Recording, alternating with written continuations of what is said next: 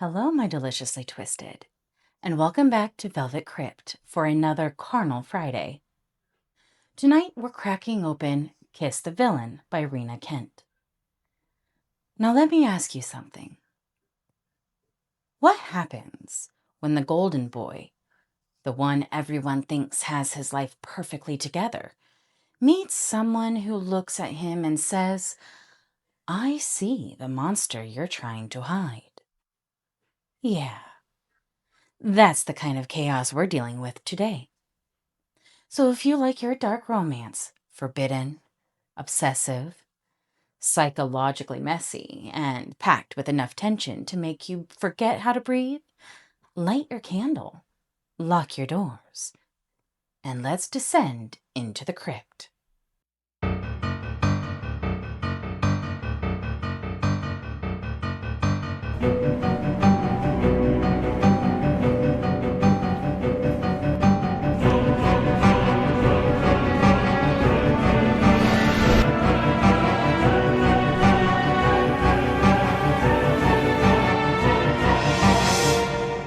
Welcome to the Velvet Crypt. Kiss the Villain lives firmly in the world of dark romance. And for those of you that are new, stands for male on male.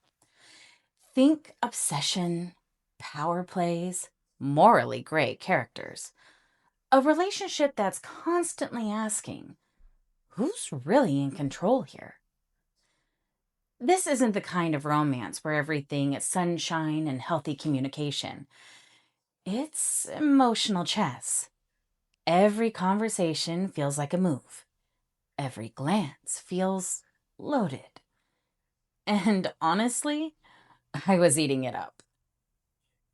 On the Velvet Crypt scale for intensity, I'm giving this one begging for more. Not because it's nonstop spice, although don't worry, there's plenty of heat. But because the psychological tension is doing just as much work as the romance. This story wants to get inside your head and before it gets under your skin. Before we go any further, I always let you know what to anticipate in a book. Content warning.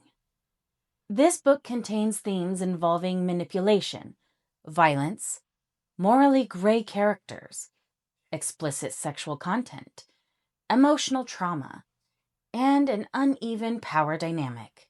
If any of those are hard limits for you, this may not be your next read. But if you're still here, well, I warned you. Our main character is Carson. From the outside, he has the kind of life people envy. Smart, successful, completely put together. But underneath all that, he's barely holding the mask in place. Hell, he's even questioning his own mask. Then someone enters his life who doesn't buy the act for a second. Instead of running from Carson's darkness, he starts pulling into the light. Without spoiling anything, the story becomes this dangerous dance between attraction, control, secrets, and two people constantly testing each other's limits. Every chapter feels like someone is tightening a knot. You know, something is eventually going to snap. You just don't know who it'll be. Which, let's be honest, we all enjoy that. Let's go ahead and admit this patient because underneath all the chemistry, this isn't really a story about forbidden romance. The Asylum. It's a story about identity, about the masks we wear just to survive. Carson spends so much time trying to be who everyone expects him to be that you almost forget he's carrying around this constant internal battle. And I love that. Not because it's comfortable. It absolutely wasn't. But because it made the characters feel complicated instead of perfect. The relationship isn't about being built on instant trust. It's built on challenge, on vulnerability disguised as confidence, on two people who keep trying to outmaneuver each other emotionally. There were moments where I genuinely couldn't decide whether I wanted to yell at these characters or hug them. Probably both. The pacing also deserves some love. Rina Kent doesn't throw everything at you immediately. She lets the tension simmer. Every conversation adds another layer until suddenly you're halfway through the book wondering, how did we get here? And somehow you don't even care. You're completely invested. It's things like that that gets my mind racing. So, did I enjoy Kiss the Villain? Absolutely. Is it for everyone? Not even close. This is one of those books that knows exactly what it wants to be. It isn't trying to soften the edges, it embraces the darkness. And if that's your thing, you're probably going to have a really good time. My final score? It's a 9 out of 10.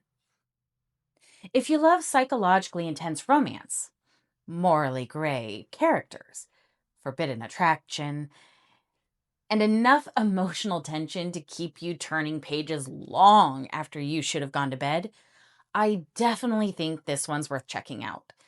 Now, I want to hear from you. Have you read Kiss the Villain? No spoilers in the comments. But tell me, were you obsessed? Or did this one not work for you? If you enjoyed tonight's descent into the crypt, don't forget, like, subscribe, and toll the bell so you never miss another Carnal Friday. Until next time, sleep lightly. You never know who's watching from the shadows. Good night.